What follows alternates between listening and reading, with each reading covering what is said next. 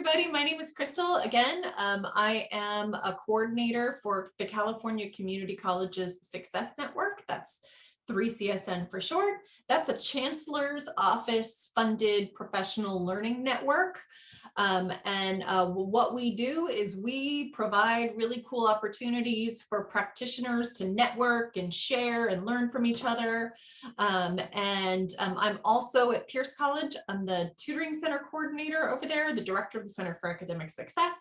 And so this Friday, those two hats come together every Friday at 3 o'clock. 3CSN hosts this really awesome opportunity for peer educators, which means SI leaders, tutors, mentors, coaches, folks from all over the place to come together and share our practices, share our strengths, and learn from one another. So every week we're highlighting a different college and a different set of skills and different kinds of awesome.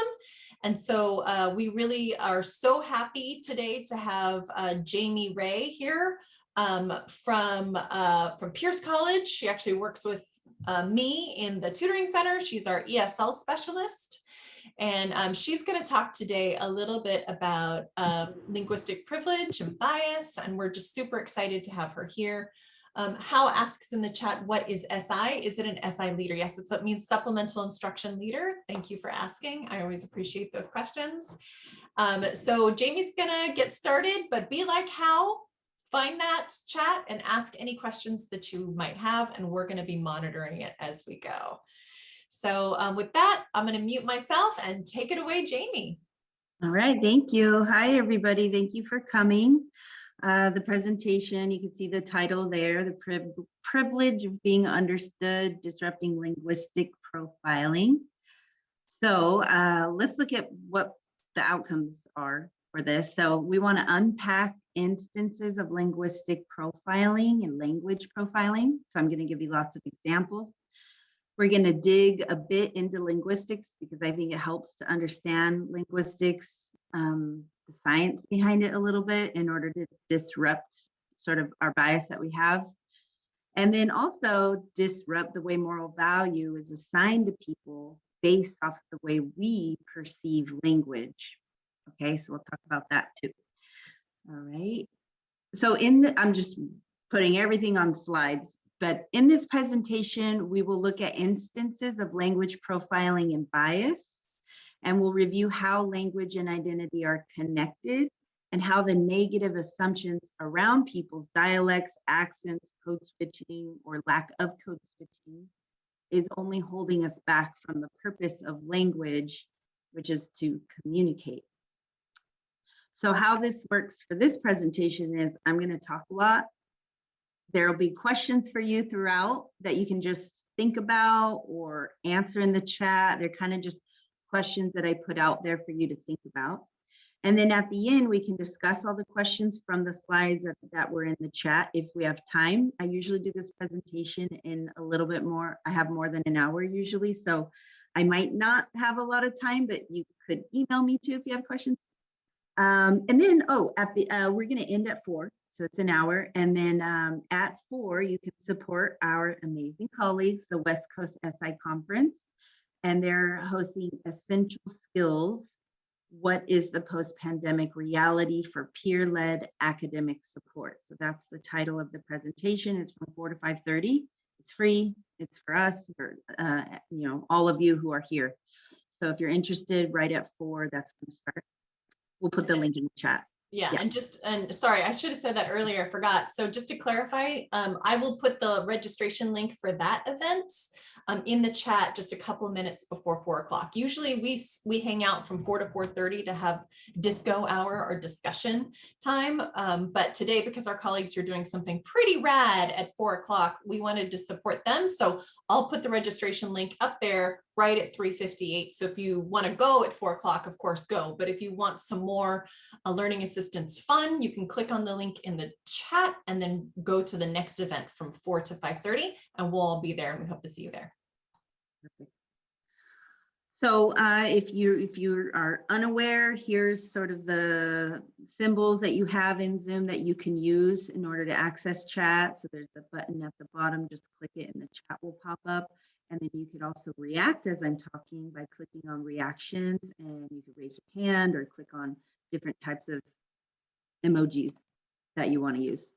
So community agreements. So this is just for us to learn better today so that we can work best. So get ready to listen, think, and engage in the chat. Give yourself permission to explore new tools and ideas today. Interact, use the chat. And confusion's great. We welcome confusion and questions. I'm happy. I love it. I'm happy to answer any questions. And be kind, support others as they have questions and share observations. All right. So like we said, well, no, never mind. This is for next Friday. If you have to go at the end at 4 or even at 5:30, and you stay for the next one, next Friday, we're going to have a different presentation than the one that was on the list in case any of you signed up. It's at 3 o'clock. It's now the presentation. The one that's going to be on that day is called Group Learning and Learning Communities. So it's different from the one that was already on the schedule. And then if you want to do any of these presentations, there will be a link in the chat for you to fill out a proposal for fall. And then there's going to be an evaluation as well at the end in the chat. So a lot of things coming at you in the chat at the end. So hopefully you can open them all up and see which ones you want to fill out or save for later. All right, so here we go. We're going to talk. I'm going to talk. Here's the beginning of the presentation. So first, I like to start by talking about why I wanted to do this, because this is really what made me make this presentation. I think a lot about language. Language is something I'm always focused on, not just language, but the way people interact and the way people act in certain situations, especially, culture, right? Everything is culture. So my reason is because I teach English as a second language, and I'm around non-native speakers of English all the time. And so I'm interacting with the language and also different cultures, for me, different. Also, I am doing this presentation because of the native speaker construct, which is this idea that a native speaker of a language owns and is an expert in the language, which I don't like. I don't like this native speaker construct because I think that on the flip side of it, it means that someone who's not a native speaker can't be an expert and can't own that language. And by the way, nobody owns a language. We speak a language, we interact in a language. Even if you're a native speaker of a language, you don't really own it, right? You don't get to decide who speaks it or who doesn't speak it or how they speak it. So this bothers me because I am a native speaker of English, and people tend to think that because I'm a native speaker of English, I'm more equipped than other people to be able to teach it, which is completely false. I also wanted to do this presentation because I speak the quote unquote proper Spanish and the improper English. So what I mean by this is that because I speak Spanish, I learned Spanish in Spain. So technically I speak the proper Spanish. People always say, oh, that's the original, the proper Spanish, right? And I hate that because there is no right or wrong. This is language we're going to talk about later. But this is a very elitist thing to say, I think. And also because I speak the improper English, I've been told that I don't speak the proper English because I don't speak British English, right? Which is the original English. And that bothers me. Also, people are worried about making grammar mistakes around me all the time, which I hate. Because I don't view, in a lot of linguists and a lot of ESL instructors, we don't view grammar mistakes as something bad. We see it as a part of learning, and we just don't view grammar in the same way that I think people think we do. And even my friends, so not just my students, but even my friends are afraid to say things to me incorrectly, right? And also because linguistic microaggressions are racism. That's racism. There's a lot of them in instances, which we'll talk about today. Also, I mean, I know the what's going on, current events in the news. I didn't choose this presentation because of current events. This is not a trend. This is all stuff that has been true for a really long time, research has been done about it for years and years and years. So although this is appropriate for what's going on in current events, it's not the reason why this conversation exists.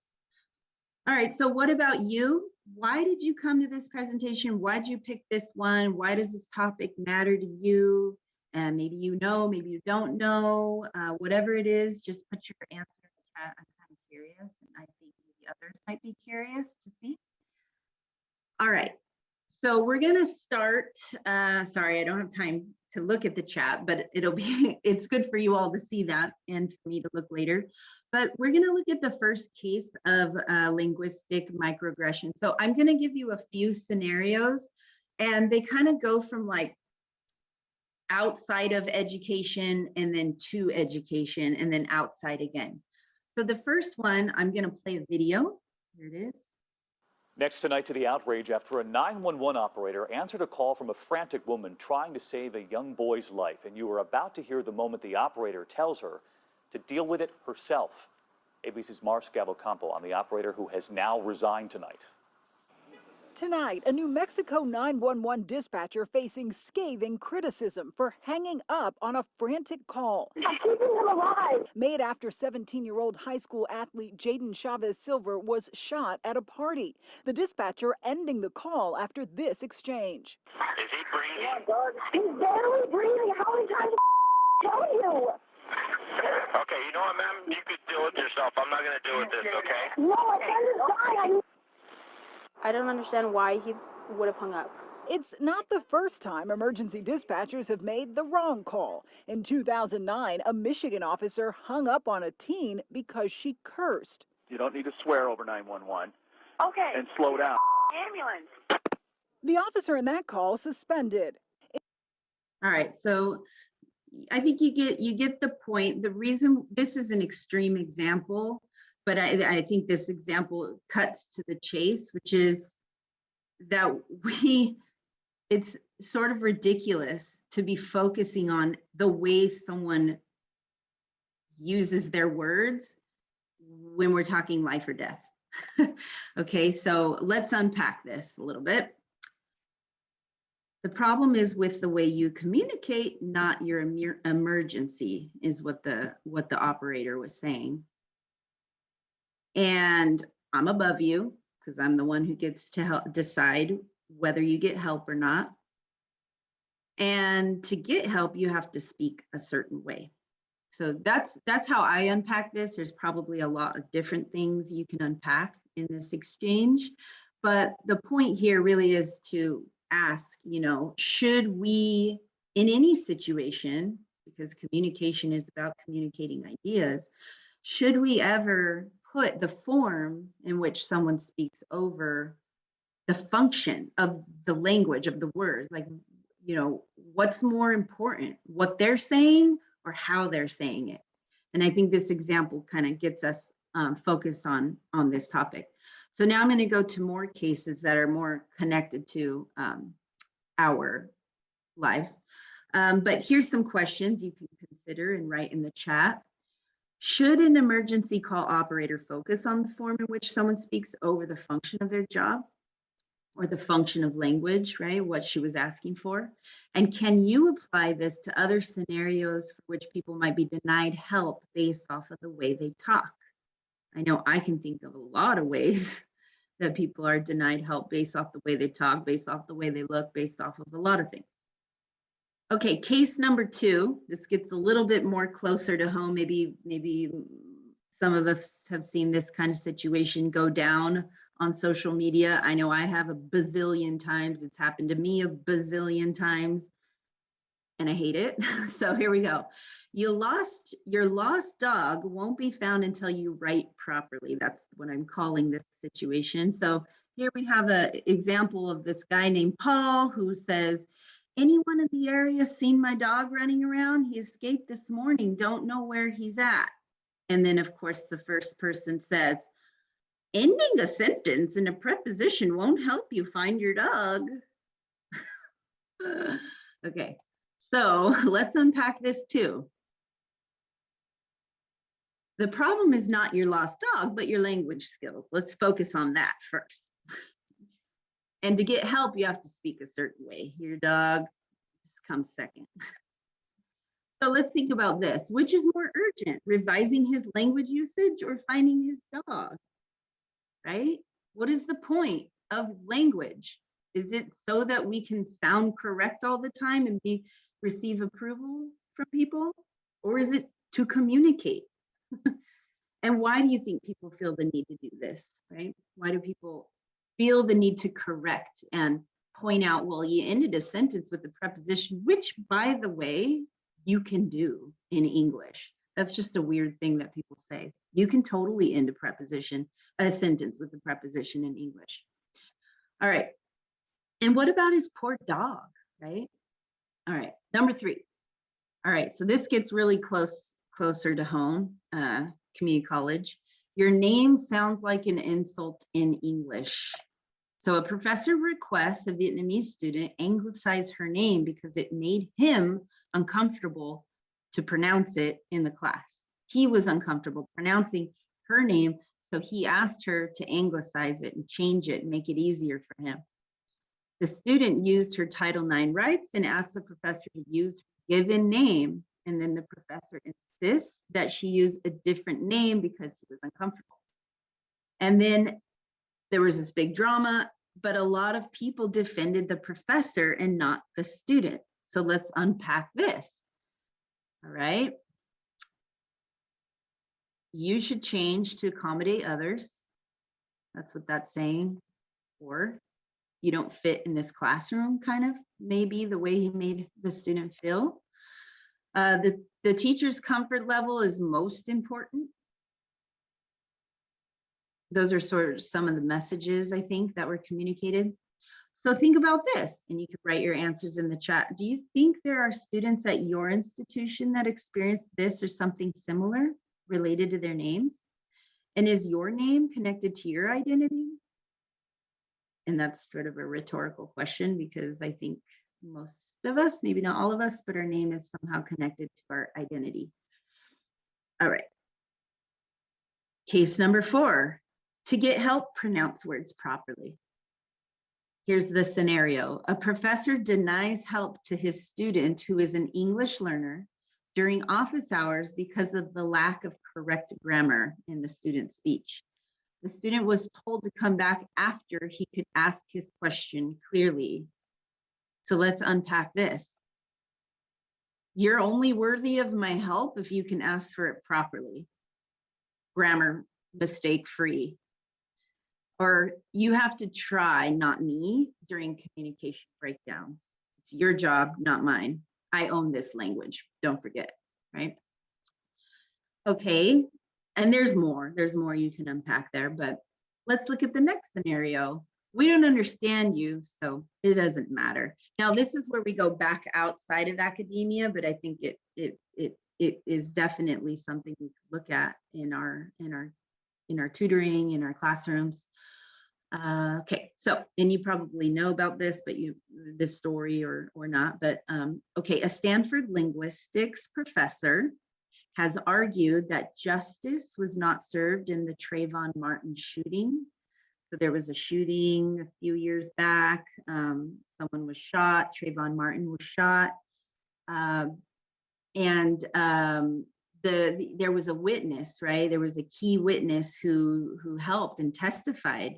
But the thing is, this witness used African-American vernacular English, and so everything that she was saying was discredited because the way that she speaks, AAVE, African-American Vernacular English, is looked down upon.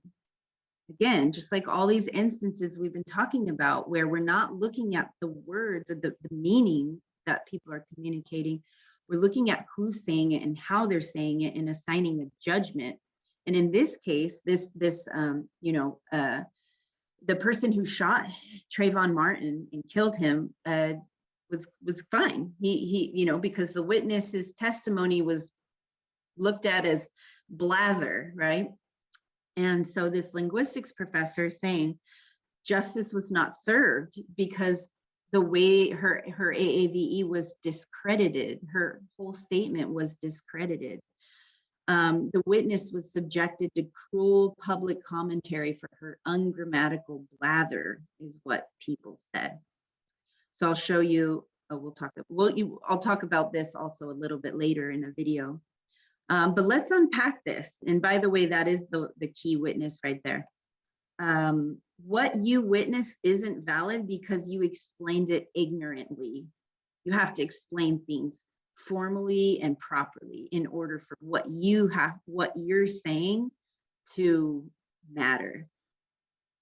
And also, AAVE, a dialect of English, is somehow inferior to standard English. This is how I unpack this situation.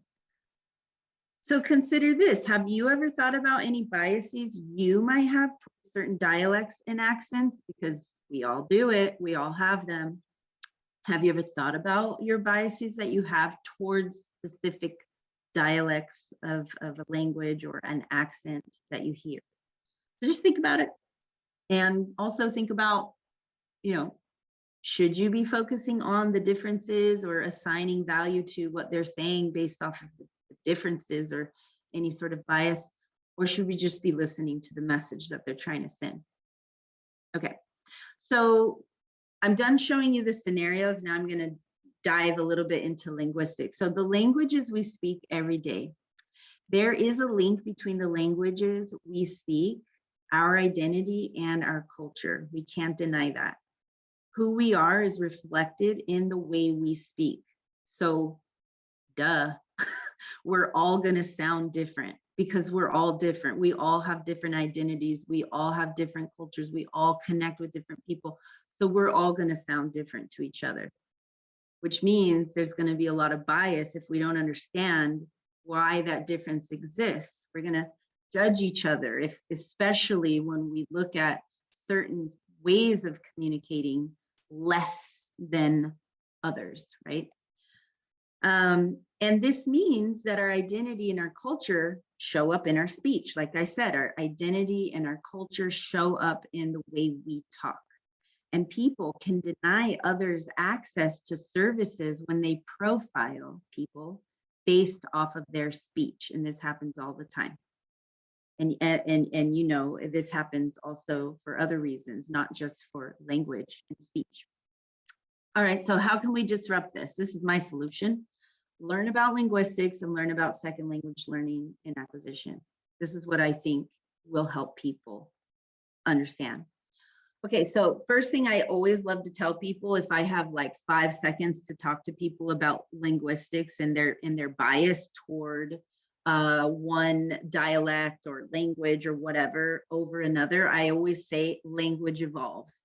And the reason why I say language evolves is because the language that you might see as the best or the most valuable or whatever, or the worst or the least valuable, that will change, right, throughout the years. And the language we're speaking right now, what I'm speaking right now, I'm speaking standard English, it's going to change. The value that people put on this right now, right? They put a lot of value on it now, but in 100 or 200 years, who knows, right? And by the way, this language that I'm speaking right now is not well, you'll see in this video, but it's not the language that was spoken initially, where English originally came from. This is didn't just pop out of a cloud, right? Language evolved, and we're going to learn about that in this video right now. English in the world. The English language has existed for a little over 1,500 years, which, in the grand scheme of things, is just a blip in the history of human language, and an even smaller blip in the history of humankind. The language is called English because of its associations with England, which sounds straightforward enough, although it's actually a bit more complicated than this. English had its roots here, in the north of Europe, although of course it wasn't called English then. There were a number of Germanic tribes, the Angles, Saxons and the Jutes, who crossed the Channel. It wasn't called the English Channel until the 18th century, and fanned out across the island of Great Britain. which at the time was inhabited by Britons who spoke Celtic languages, the ancestors of Welsh, Scottish Gaelic, and Cornish.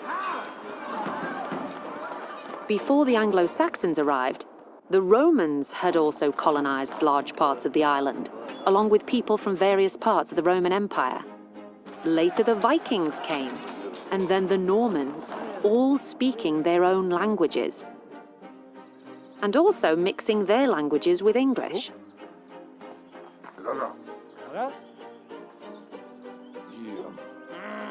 It wasn't until the 14th century that English became properly established as the language of England and was used for the first time in Parliament and in the law.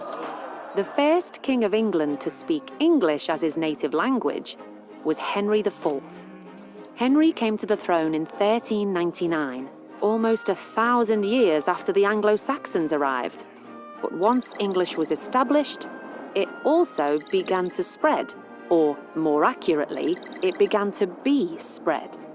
The most important driver for this was colonialism.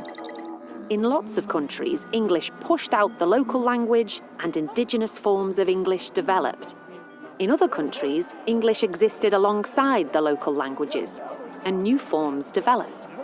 In the 20th century, it continued to spread through the entertainment industry, politics, the media, and technology, so that today it's a truly global language. Throughout its history, it's always changing.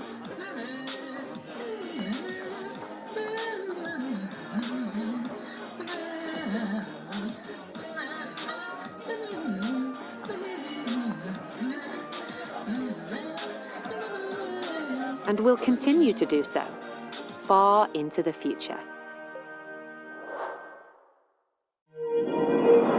Alrighty, so you can always go back and watch that again. It's on YouTube. I think it's pretty cool. I was blown away when I took this class in college about the evolution of language. And so the main thing is, let's not get stuck on what's right or wrong, or what has more value or not, because that value and all that, it just changes throughout the years for many, many reasons. Okay. All right. Another thing that I want to point out as far as sort of linguistics goes is that there are many forms of English, and we call it world Englishes. Many forms of English are valid. So if you look at this picture, you can see there's 4 circles, right? You have the inner circle in yellow, and that's like the USA, UK.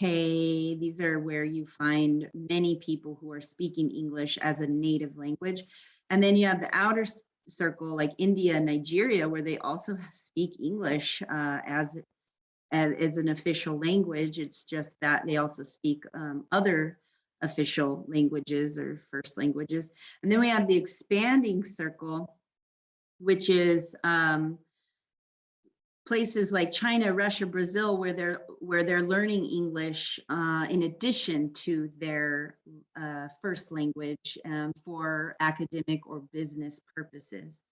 So you can sort of see that the point is to look at how small the native speaker ones are in the middle. There's not a lot of people who actually speak English as a native language.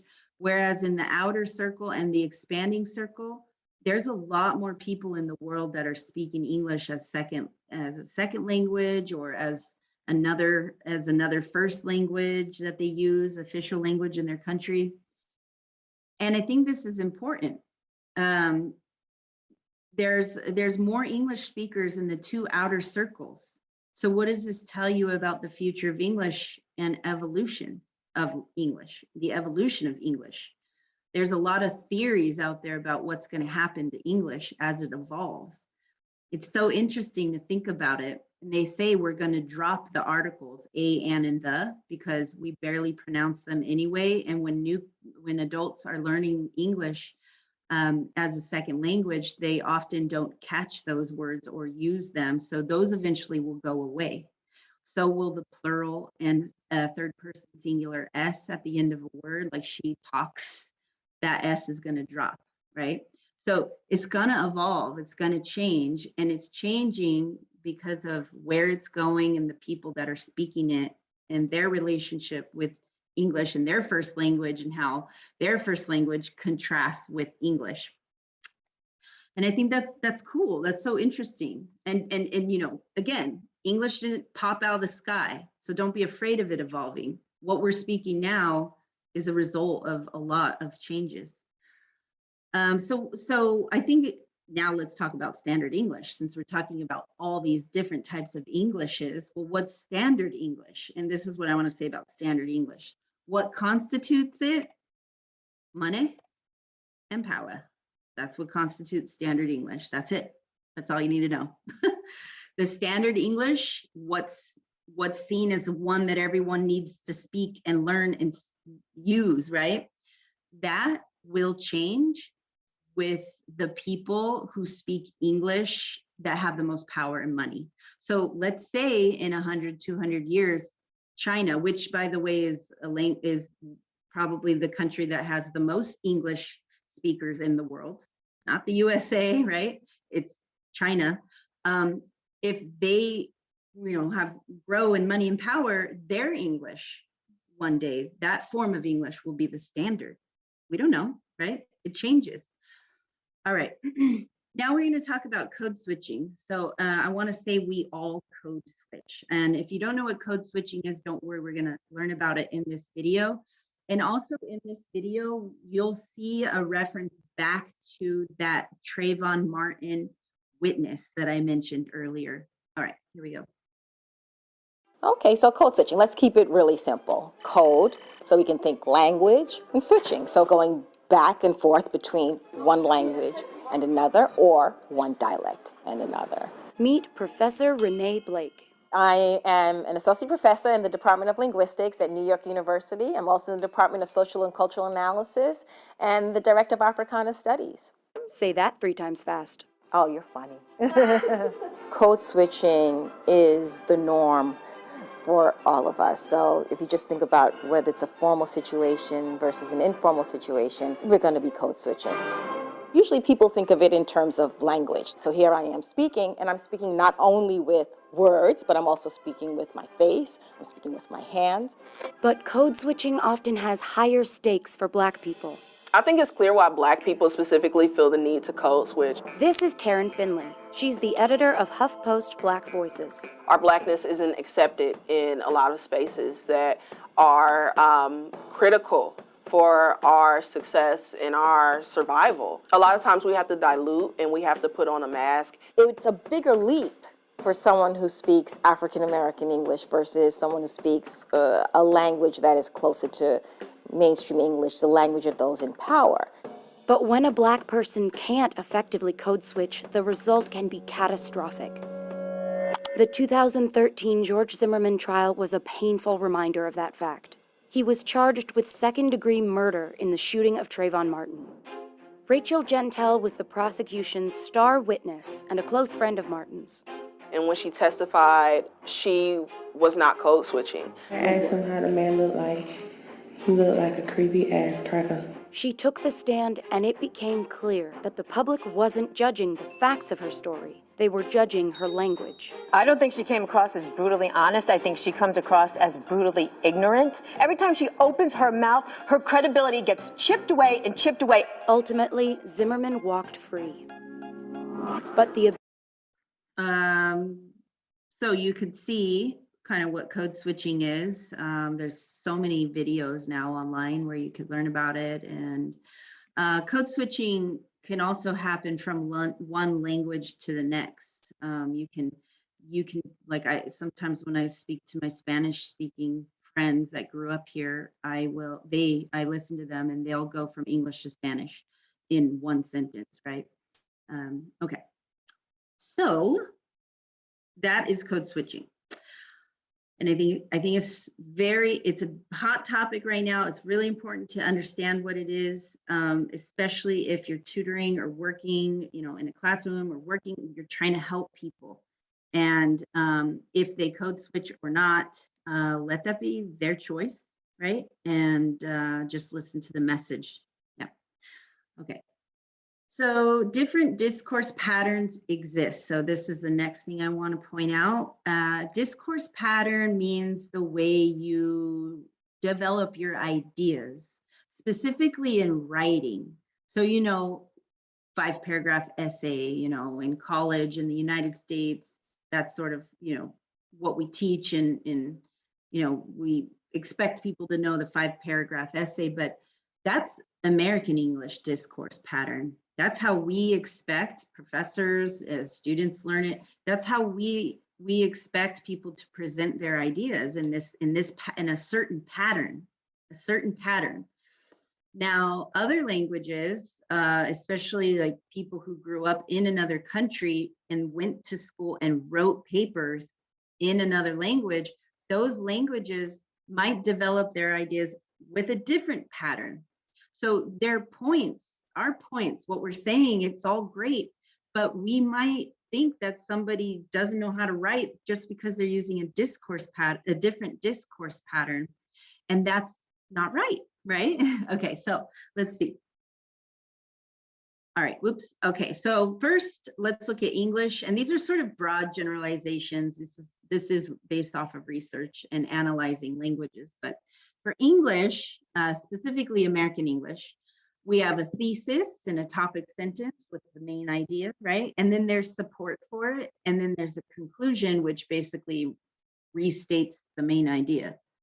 So, and the work is on the writer to convey the idea and help the reader understand. It's the writer's job to make the meaning clear. Whereas in like Korean, Chinese, Japanese, Thai, Vietnamese, again, generalizations, but thought is developed through indirection. It's not as direct, right? And to directly address the main idea or issue is considered very rude. Hints are given. One must figure out the main idea through those hints. And in this kind of writing, the work is on the reader. It's the reader's job to decipher the main idea, whereas in American English, it's the writer's job to make it clear to the reader. Arabic, Hebrew, they link together at the end. It's loose in between. Information is given. A person may or may not link information to the next concept. A question might be used to respond to a question. And then like Romance languages, and I can just tell you, this is, I'm married to someone from Spain, and this is true not just in how he writes, but in how he talks to me. Development is by digression. It takes lots of time, begins with the topic, goes off tangent, contradicts the tangent, concludes with the main idea. It's flowery, it's fancy, it's formal. There's lots of intensifiers. There's a lot of reiterating. And so this is to show you, this is not all the languages, but this is to show you that we develop our points, we develop our logic in different ways based off of our first language, both in writing and in speaking. And it's helpful to know that, because you might be working with a student again and not be able to follow their development of their ideas. But if you do, you can say, hey, maybe like if they just moved here, they're from another country, like go over the 5-paragraph essay, because that's new for a lot of people. And that is sort of what makes it easier for their life in college. Of course, if they don't want to do that, that's their choice, but that's my tip. Okay, I love this part. Okay, so number 5, perfect grammar isn't always important. Perfect grammar is not always important. So there's this thing called prescriptive grammar versus descriptive grammar, and I'll talk about what they are here. So prescriptive grammar, here's an example of prescriptive grammar. There are fewer students in class today. Okay, and then descriptive grammar example is there are less students in class today. Okay, did anyone even know like the prescriptive way is to say fewer and not less? I mean, I never knew that until I obviously studied grammar, but I've been corrected by professors. I've been corrected by people on this a lot. I say less. I consciously say less. It's a choice I make in certain situations, and I've been corrected. It's so ridiculous, right? Anyway, so that's an example of prescriptive versus descriptive, but I'm going to tell you what it is. Prescriptive is when language rules are prescribed. In English, we don't have an official language academy, but there are a lot of languages that have this like governing body that dictates like what's right and what's wrong and what constitutes their language. Anyway, even though we don't have that in English, we still have grammar rules, and we have prescribed rules where it's like, this is how you say it, and this is the only way you have to say it. And then, of course, there's descriptive grammar, which means that the language rules, the rules that we follow, me saying less, it comes from describing how the rules are used, how the language is actually used. In prescriptive grammar, grammar rules are static, they don't change easily. Whereas in descriptive grammar, grammar rules evolve. We see languages evolving all the time. And in prescriptive grammar, accuracy is the most important thing. So proper English, quote unquote. And then in descriptive grammar, communication is the most important thing. The meaning, the ideas, communicating. In prescriptive grammar, grammar is taught linearly, like today we're going to talk about past tense. Tomorrow we're going to talk about future tense. Next day we're going to talk about this. Whereas in descriptive grammar, it's taught authentically. So what is it that you need for the purposes that you need this language for, right? And let's make it real. So prescriptive and descriptive grammar, I think is cool to know, especially if you're trying to fight language profiling, because there's, again, as you know, and as you're saying in the chat, there's so much bias that goes out towards when people don't speak proper English, right? And then so what you can say is, there is this thing called prescriptive language and descriptive language. People use language in different ways for different purposes. So you might use prescriptive grammar rules when you're writing a paper in college, but when you're talking to your friends, you use descriptive grammar. You speak how you speak. You're not focusing on rules. You're not worrying about all these different things. And I hated it when I got corrected by an ESL professor at our campus. You can't say less. You are an ESL teacher. And I came back at her. I said, I'm talking to you like a friend. Am I not allowed to use descriptive grammar? Do I have to use prescriptive grammar? She said, oh my God, yeah, oh yeah, I forgot about that. So it's okay. You can use the language as you want, like follow the rules that are being used with the people that are you're around in those instances, right? And then you choose when you're going to use prescriptive, when you're going to use descriptive. When I'm writing a text message, I use descriptive grammar. Most of the time I misspell everything. And then when I'm writing something for my class, I use prescriptive grammar because I'm trying to, I don't know, it's academic setting. Okay, so let me ask you a question. Which one's right? Keep this between me and you, or keep this between you and I? Does anyone know? You can write in the chat what you think. And then here's the answer. The answer depends on whether you're looking at the sentences prescriptively or descriptively. That's what I got to say to that, right? They're both right, okay? It depends on whether you're looking at prescriptive grammar or descriptive grammar. But if you want to know the answer, the prescriptive, correct, proper English is actually the first one. The first one is correct because between is a preposition. And after a preposition, you have to use the object form of a word. So me is the object form of the word I, right? I is the subject, it goes before the verb. And but people will say, keep this between you and I, or it's just you and I, right? They do that all the time. That's actually it's called overcorrecting because they think it sounds more proper. But it's actually just what they're hearing. Anyway, that's an interesting example. Okay, so oops, I forgot the number there. But there is bias around dialects. So let's talk about dialects. A dialect is a variety of a language. So that just means a language, but it's just a different form of that same language, a variety of it. Dialects are geographically and culturally concentrated, right? So based off of where you're from, right? Your form or variety of a language will be different. Speakers of different dialects of the same language can understand each other. This is what constitutes a dialect, not a language. A dialect, if you speak, if you speak to someone from Australia, you hear the Australian dialect of English, you understand each other. So you can still understand different dialects of the same language. But dialects is where the judgment comes in, right? This is where judgment happens. When we hear a different variety of the language we speak or the language that we think is proper or whatever. There are 160 dialects of English in the world. You can see the map of the United States here and the different dialects that we have. And English is in the United States this is a new language for this land, right? So, and you think this is a lot of dialects, it's actually not. Go look at maps of countries where the language has been spoken in those countries for a really long time. They have even more dialects, even if they're smaller than us, than the US.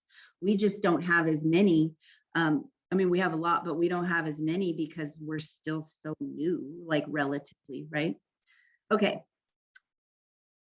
Number 6, there's bias around idiolects. What's an idiolect? Those are speech habits that are particular to a particular person. So your individual speech, and it changes depending on your audience too. It reflects your or a person's voice. So the sound of your voice is your idiolect. It reflects your interests, your activities, right? So you might have some like jargon for things you're interested in, but if I don't know what that is, what that topic is, I won't understand the jargon. That's part of your idiolect. It reflects your age, it reflects your gender expression, your gender identity, it reflects your region that you're from, it reflects your neighborhood where you're from, it also can reflect how many languages you speak. So that's an idiolect, and we all have an idiolect. We all have one. So my idiolect, I'm from Barstow, a small town in the high desert, and sometimes when I'm there, I let it come out a little bit more. I don't know, it's a little bit more of like a country kind of, even though it's California, it's a little bit more, Walmart, we say, okay? All right, number 7, there is a bias around accents. Yes, what's an accent? The way you sound when you speak, that's an accent. It's related to sounds, rhythm, stress, intonation. That's what accent is.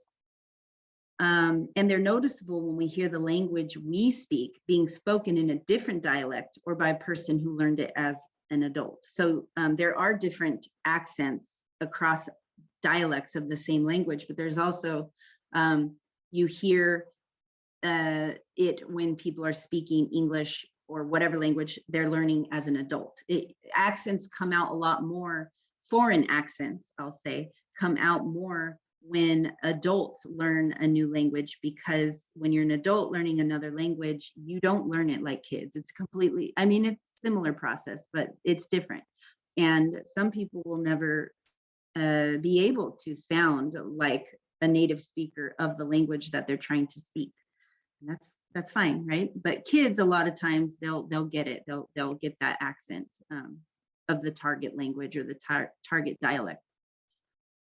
We all have an accent, by the way. I always hear people say, "Oh, he has an accent."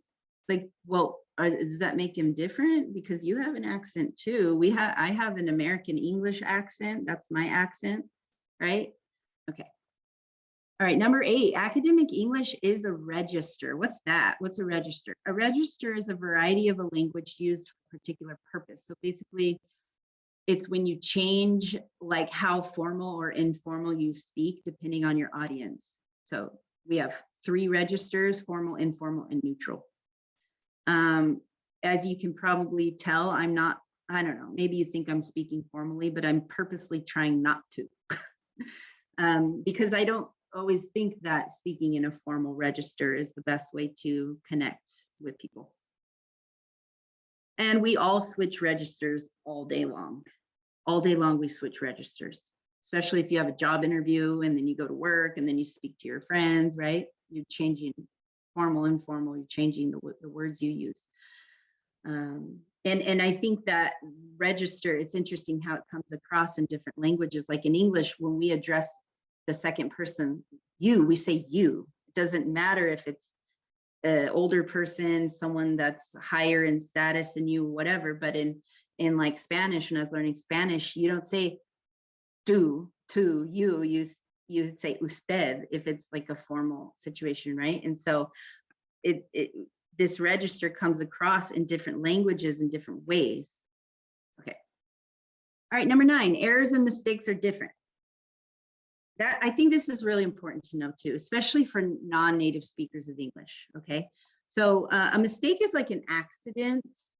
It's like when a student misspells a word or forgets a comma, but doesn't mean they don't know, that doesn't mean they don't know the rule. It might just, it's like a typo, right? But an error is made due to the lack of knowledge, and the student needs to learn how to avoid making errors in certain forms. So let's say they're writing an academic essay and you're looking at it, or you're looking at their paper, you're looking at their writing. You want to make sure you're focusing on errors and not just mistakes, because mistake can be a typo, like, oops, I forgot. Yeah, I already know that. But an error, especially when it's frequent and it repeats itself, that's an error. That's a sign that that student needs to learn that form and is trying to, and that's the one you would want to work on. So in speaking about errors, not all language errors are created equally. And I always like to say this to professors when they put it like a language portion on a rubric for an assignment, like English, like the grammar. I always like to say, but be careful, because not all language errors really are the same. They're different. There's high priority concerns, which are the ones that are most likely to affect comprehensibility. And then there's like medium priority concerns that may not have as great an impact on high priority errors.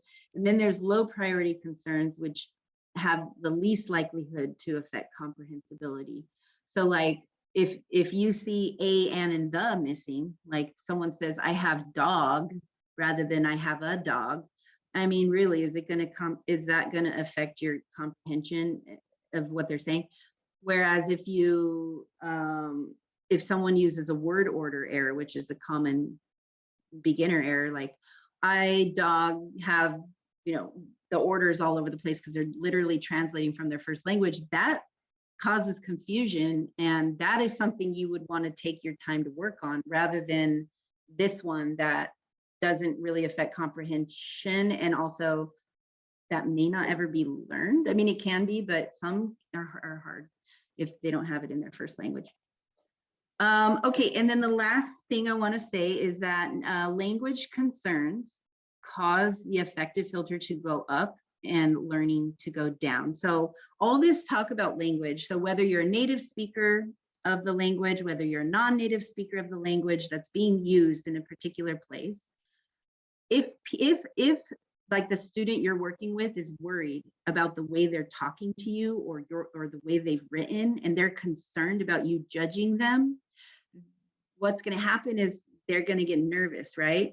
So we have this thing called the affective filter hypothesis. So like you're trying to tell them, you're trying to give them information and help them out, but there's this filter that just goes up because they're nervous about you judging their language. So this is my filter that I drew. It can go up or down. It goes up when they're nervous. So you want to try to make the environment for them a little bit more relaxing. I'm not saying like lounging and like laying down, because maybe you'll fall asleep, but not so stressed out, right? Like make sure they know that you're not judging the way they speak somehow, okay? Or the way they've written somehow, that it's okay that they this or that. So the filter goes up if they feel they're going to be judged, and it goes down if they feel comfortable. And when it goes down, the knowledge, the information comes through to them better, right? The filter, if the filter's up, they're only going to filter out a few things, but if it's down, they're going to get a lot more information. So you want to make sure they know that you're not judging them. Okay, so what can you do? Okay, so here's my tips. Don't be a grammar snob, and don't view students who are learning English or who use different dialects of English as a problem that needs fixing. Recognize their dynamic identities. It looks like all of you in the chat already know this. Practice asking people to kindly repeat if you don't understand. Recognize that everyone has an idiolect, dialect, and accent. Recognize language isn't static and it always changes. Respect people's names and try to pronounce them. And don't raise the affective filter by having bias towards the way someone talks. Boom, 2 minutes to go. That's it. All right, I saw something really great in the chat that someone said, and I wanted to address it. And it was that if you are a native, if you are like, for example, if you are like Mexican American, but you don't speak Spanish, you get a lot more judgment for not speaking Spanish, or than when you try to speak it versus me. Like I might speak it with mistakes, but you as a Mexican American will speak it with mistakes, and my form of it is acceptable because I'm not of that like languages, like culture, ethnicity, right? And that's messed up. I think that's wrong because so I just wanted to point out, and then the part where they talk about the accents of professors in the classroom. I had a lot of teachers that I couldn't understand at first, but it's true. It's true that you can start to understand people if you hear their speech patterns enough. You get used to a pattern, and then you eventually can start to understand them. So it's a good challenge, right? Okay, that's all. Does anyone want to say anything? Thank you for coming, everyone.